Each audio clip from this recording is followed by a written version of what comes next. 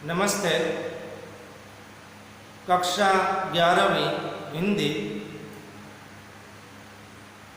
दोस्तों, हम 7वां जो पद्य है लक्ष्मण परशुराम संवाद, जिसके कवि हैं तुलसीदास और साहित्य प्रकार है महाकाव्यांश, उसकी चर्चा कर रहे थे, उनका स्पष्टीकरण कर रहे थे। और अगले 4 भागों में हमने कई चौपाइयाँ और दोहों का स्पष्टीकरण जो है वह किया। हमने इस रामचरितमानस से लिया गया बालकांड का एक प्रसंग, उसमें परशुराम और लक्ष्मण जी के बीच में जो संवाद हो रहा है वह प्रारंभ में देखा कि शिव धनुष टूटते ही परशुराम जी आ जाते हैं और क्रोध भरी वाणी में कहने लगते हैं सभी राजाओं को। तब भगवान रामचंद्र जो है वह उनकी क्रोध भरी वाणी को शांत करने के लिए उनसे कहते हैं कि आप ये शिव धनुष तोड़ने वाला आपका कोई सेवक या दास ही होगा। तो परशुराम जी क्रोध में आकर ये कहते हैं कि अगर सेवक है तो उसे सेवा करनी चाहिए, शत्रु दुश्मन की तरह जो काम करता है उसके साथ तो लड़ाई ही करनी चाहिए। परशुराम जी ये कहते हैं कि जिन्होंने भी ये शिव धनुष तोड़ा है वे सभी राजाओं में से बाहर निकलकर सामने आ जाए, वरना मैं सभी राजाओं को मार दूं। तो लक्ष्मण जी उनका अपमान करते हुए कहते हैं कि बचपन में तो हमने कई सारी धनुष, छोटे धनुष जो है वह तोड़ दिए, लेकिन आज तक किसी मुनि को इस प्रकार से क्रोध करते हुए नहीं देखा।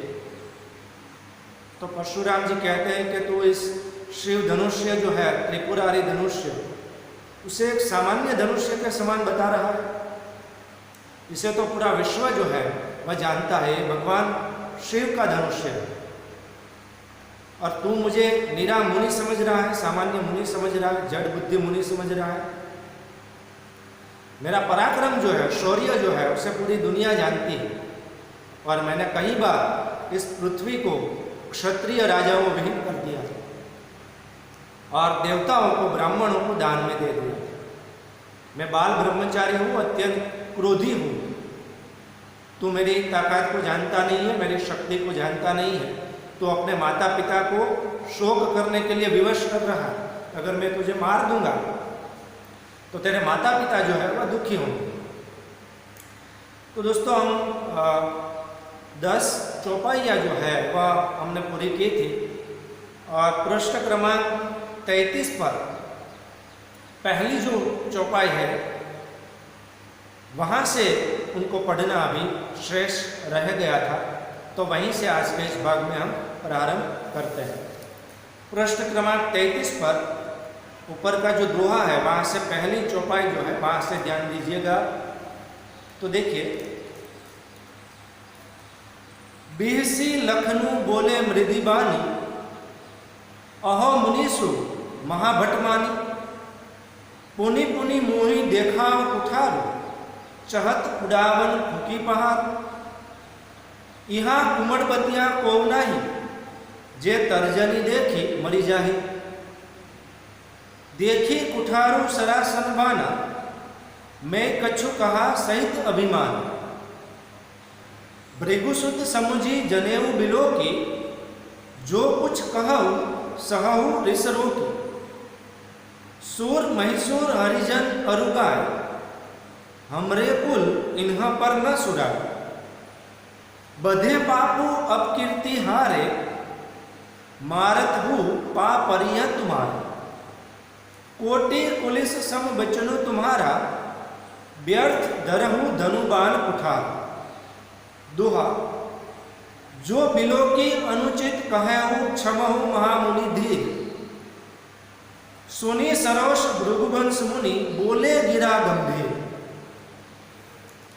पहली चौपाई, बिहसी लखनु बोले मृदुबानी, अहो मुनिसु महाभटमानी, पुनि पुनि मोही देखाव कुठार, चहत उड़ावन फूकी पहाड़। इसमें अवधि के शब्दों को मानक हिंदी में समझते हैं। बिहसी शब्द का अर्थ होता है देखकर, लखनु लक्ष्मण, मृदु अर्थात कोमल, बानी वाणी, अहो अरे, मुनिसु मुनीश्वर, महा यानी कि महान, भटमानी इसका अर्थ होता है अभिमानी अहंकार, पुनि पुनि यानी कि बार बार, मोही मुझे, देखाव दिखाते हुए, कुठारू कुल्हाड़ी हर्षा, चहत चाहते हो, उड़ावन उड़ाना, पहाड़ो अर्थात पर्वत या पहाड़। बिहसी लखनु बोले मृदुबान। परशुराम जी ये कह रहे थे कि है राजपुत्र, तो अपने माता पिता को शोक करने के लिए विवश कर रहा है। अगर मैं तुझे मार दूंगा तो तेरे माता पिता जो है वह दुखी होंगे। तू जानता नहीं ये मेरा एक फरसा जो है, कुल्हाड़ी जो है, वह गर्भ के बच्चे का भी नाश कर दे, इतना भयंकर घोर है, विकराल है। तो उसके उत्तर में लक्ष्मण जी जो कहते हैं वह इस चौपाई में दिया गया कि बिहसी लखनु बोले मृदुबान। परशुराम जी के वचन सुनकर लक्ष्मण जी अपनी कोमल वाणी से बोले। परशुराम जी के ये वचन सुनकर लक्ष्मण जी अपनी कोमल वाणी से बोले, अहो मुनीसु महाभटमान, कि अरे हे मुनीश्वर, आप तो बड़े अभिमानी हैं। पुनि पुनि मोही देखाव कुठार, कि मुझे बार बार आप कुल्हाड़ी दिखा रहे, फरसा दिखा रहे। चहत उड़ावन फूकी पहाड़, आप तो फूंक मारकर पहाड़ उड़ाना चाहते हैं। चहत उड़ावन फूकी पहाड़ अर्थात आप तो फूंक मारकर पहाड़ उड़ाना चाहते हैं। यहाँ पर लक्ष्मण जी अब परशुराम जी का अपमान कर रहे हैं, क्योंकि वे बार बार कुल्हाड़ी दिखाकर अपना क्रोध जो है वह प्रकट कर रहे हैं। तो इसके कारण लक्ष्मण जी जो है वह उनको अपमानित करते हुए, उनको अभिमानी कहते हुए उनका अपमान कर रहे हैं। फिर से वे चौपाई जो है उनका स्पष्टीकरण करता हूँ। बिहसी लखनु बोले मृदुबानी, अहो मुनीसु महाभटमानी, पुनि पुनि मोही देखाव कुठार, चहत उड़ावन फूकी पहाड़। परशुराम जी के वचन सुनकर लक्ष्मण जी अपनी कोमल वाणी से बोले कि अरे मुनीश्वर, आप तो बड़े अभिमानी हैं, मुझे बार बार कुल्हाड़ी दिखा रहे हैं और आप तो फूंक मारकर पहाड़ उड़ाना चाहते हैं। दूसरी चौपाई, यहाँ कुम्हड़बतिया कौन आए, जे तर्जनी देखी मरी जाए, देखी कुठारू सरासन बाना, मैं कछु कहा सहित अभिमान। यहाँ यानी कि यहाँ कुम्हड़बतिया, कुम्हड़े का एक पौधा होता है, गुजराती भाषा में उसे लजामणी कहते हैं। कुम्हड़बतिया, बतिया का अर्थ होता है फल, यानी कि कुम्हड़े का छोटा सा जो फल है वह। कोई, नाही, नहीं शब्द है। तर्जनी, तर्जनी उंगली मतलब अंगूठे और मध्यमा के बीच की जो उंगली है वह तर्जनी कहलाती है। देखी, देखकर, मरे यानी कि मर जाए, जाही मतलब जाए। देखी, देखकर, कुठारू कुल्हाड़ी, सरासन बाना, धनुष इसका सरासन बाना का अर्थ है धनुष। कछु यानी कि कुछ भी, अभिमाना अभिमान के साथ। यहाँ कुम्हड़बतिया कौन आए, लक्ष्मण जी कहते हैं कि यहाँ कोई कुम्हड़े का छोटा सा फल नहीं है जे तर्जनी देखी मरी जाए, जो आपकी तर्जनी उंगली देखकर मर जाएगा, डर जाएगा। कि यहाँ पर कोई कुम्हड़े का छोटा सा फल नहीं है जो आपकी तर्जनी उंगली देखकर मर जाएगा या डर जाएगा। देखी कुठारू सरासन बाण, कि मैंने आपकी कुल्हाड़ी और आपका धनुष्बाण देखकर ही मैं कछु कहा सहित अभिमान, मैंने आपकी कुल्हाड़ी और आपका धनुष्बाण देखकर ही कुछ अभिमान के साथ आपको ये कहा। क्योंकि परशुराम जी खुद क्रोध कर रहे हैं और अपमानित कर रहे हैं सभी। तो लक्ष्मण जी जो है कहते हैं कि मैं कोई छोटा सा कुम्हड़े का फल नहीं हूँ जो आपकी इस क्रोध भरी वाणी से और कुल्हाड़ी और धनुष्य से डर जाएगा।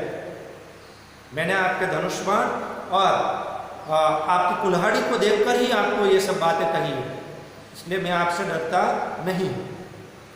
फिर से वे चौपाई जो है वह एक बार देखिए। यहाँ कुम्हड़ बतिया कौन आए जे तर्जनी देखी मरी जाए, देखी कुठारू सरासन बाना मैं कछु कहा सहित अभिमान, कि यहाँ पर कोई कुम्हड़े का छोटा सा फल नहीं है जो आपकी तर्जनी उंगली देखकर मर जाएगा, डर जाएगा। मैंने आपकी कुल्हाड़ी और धनुष्य बाण को देखकर ही कुछ अभिमान के साथ आपको ये बात कही। तीसरी चौपाई पर दृष्टिपात करते हैं। भृगुसुत समुझी जनेऊ बिलो की, जो कुछ कहु सहु ऋष रोक, सूर महिसूर हरिजन अरुगाय, हमरे कुल इन्हीं पर न सुराय। भृगुसुत यानी कि भृगु का पुत्र, भृगु वंश में जन्मे थे परशुराम जी, तो उनको भृगुसुत के नाम से संबोधित किया गया है। भृगु वंश का पुत्र।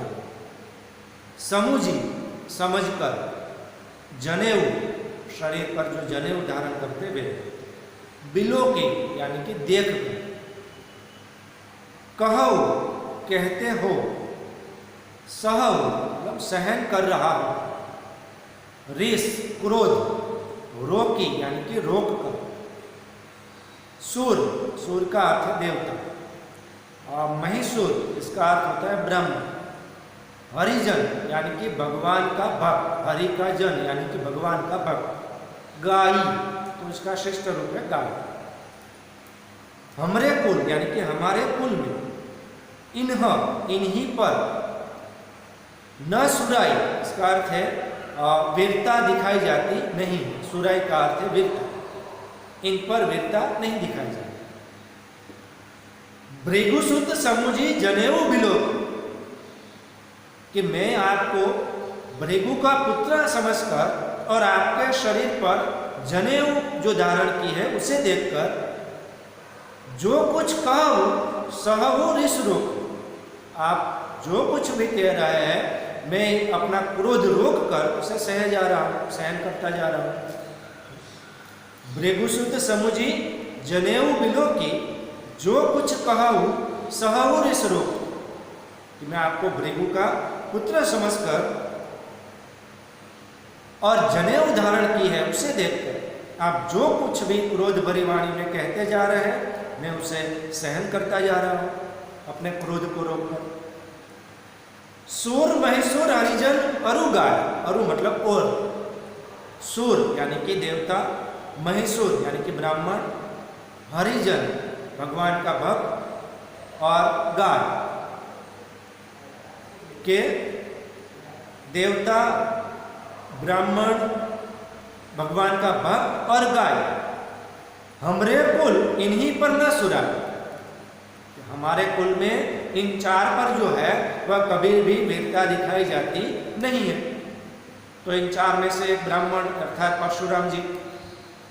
तो लक्ष्मण जी कहते हैं कि हमारा जो सूर्यवंश है उसमें कभी भी इन चार पर वीरता नहीं दिखाई जाती, इनका वध भी नहीं किया जाता, इनको मारा जाता नहीं। कौन से चार? क्योंकि देवता, ब्राह्मण, भगवान का भक्त और गाय।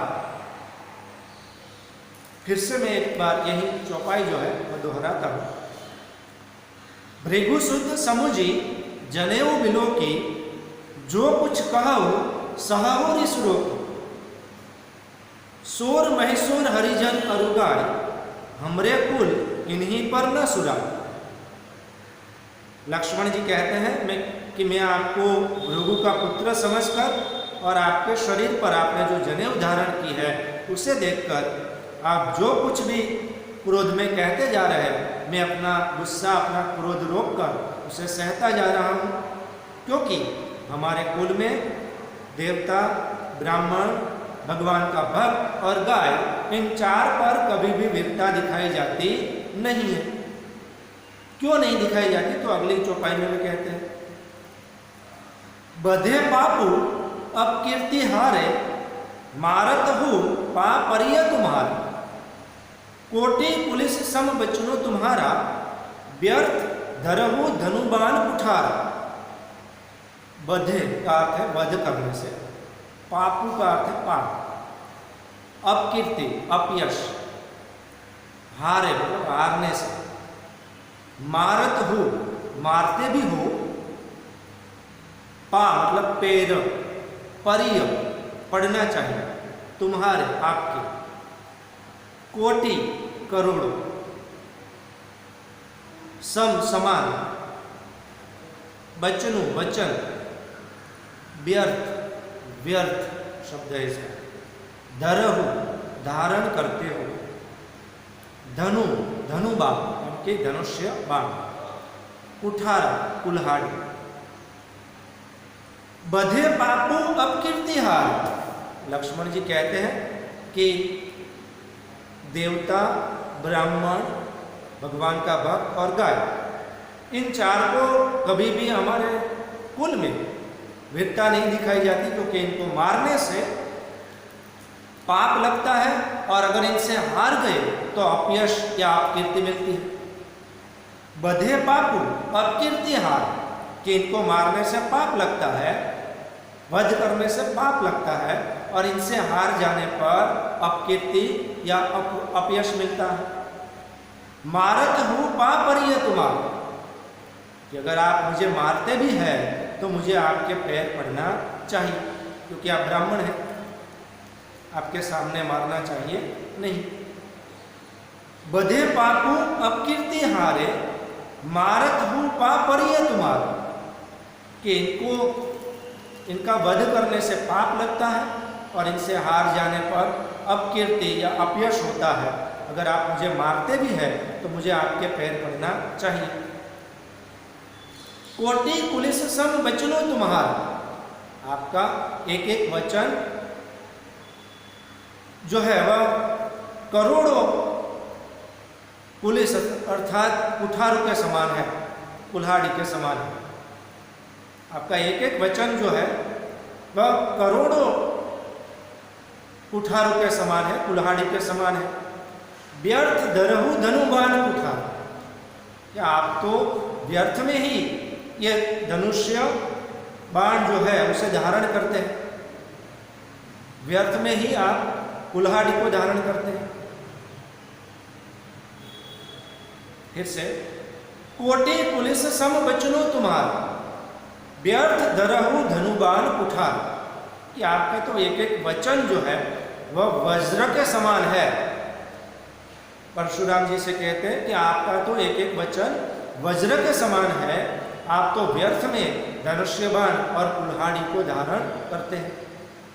क्योंकि वह परशुराम जी जो जिस प्रकार की वाणी बोल रहे हैं उनसे लक्ष्मण जी जो है उनका अपमान कर रहे हैं कि आपका तो एक एक वचन ही करोड़ों वज्र के समान है, आप तो व्यर्थ में ही यह धनुष बाण और कुल्हाड़ी जो है उसे धारण करते हैं। फिर से वे चौपाएगा, बधे पापू अब कीर्ति हारे, मारत हो पापरिय तुम्हारा, कोटि पुलिस सम बचनो तुम्हारा, व्यर्थ धरहु धनुबान कुठार, कि हमारे कुल में देवता, ब्राह्मण, भगवान का भक्त और गाय, इन पर वीरता नहीं दिखाई जाती, क्योंकि इनका वध करने से पाप लगता है और इनसे हार जाने से अपयश या अपकीर्ति मिलती है। अगर आप मुझे मारते भी हैं तो आप ब्राह्मण होने के कारण मुझे आपके पैर पड़ना चाहिए। कोटि कुलिस सम वचनो तुम्हारा, आपका तो एक एक वचन करोड़ों वज्र के समान है। व्यर्थ धरहु धनुबाण कुठारा, आप तो व्यर्थ में ही धनुष्य बाण और कुल्हाड़ी को धारण करते हैं। फिर से एक बार ये से स्पष्टीकरण कर देता हूँ इस चौपाई का कि है मुनीश्वर, ब्राह्मण, देवता, भगवान का भक्त और गाय, इन पर हमारे कुल में वीरता नहीं दिखाई जाती, क्योंकि इनको मारने से पाप लगता है और हार जाने से अपयश या अपकीर्ति मिलती है।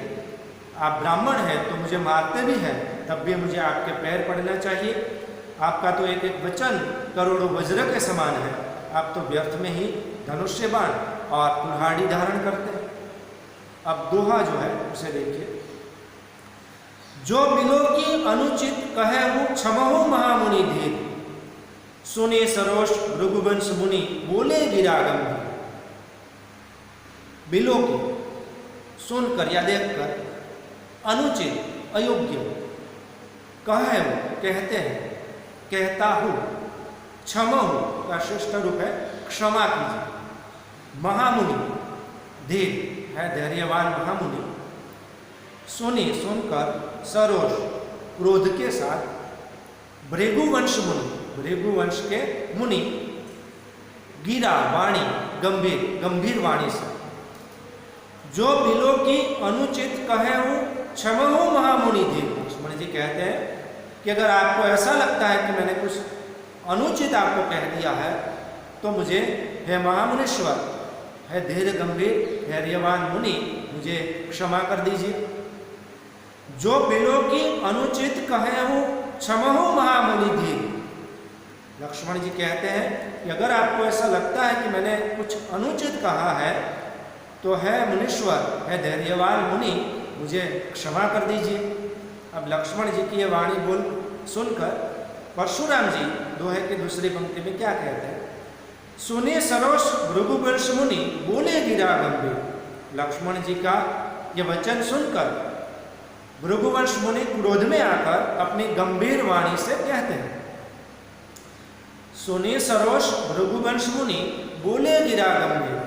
लक्ष्मण जी के ये वचन सुनकर भृगुवंश मुनि क्रोध में आकर अपनी गंभीर वाणी से कहते हैं। फिर से मैं दोहा जो है एक बार स्पष्ट करता हूं। जो बिलो की अनुचित कहे वो क्षमहु महामुनि दे, सुनी सरोष भृगुवंश मुनि बोले गिरा गंभीर। लक्ष्मण जी कहते हैं कि अगर आपको ऐसा लगता है कि मैंने कुछ अयोग्य या अनुचित कहा है तो है धैर्यवान महामुनि, मुझे क्षमा कर दीजिए। सुने सरोष भृगुवंश मुनि बोले गिरा गंभीर। लक्ष्मण जी के ये वचन सुनकर भृगुवंश मुनि परशुराम जी क्रोध में आकर अपनी गंभीर वाणी से कहने लगते हैं। तो दोस्तों तीसरा दोहा जो है, वहां तक हम आज के भाग में इसे पूरा करते हैं। अब अंतिम भाग चौथा दोहा और 4 चौपाइयाँ जो रह जाती है उसे अगले भाग में उनका जो स्पष्टीकरण है वह करेंगे। यहाँ इस भाग की पूर्णाहुति करते हैं। धन्यवाद।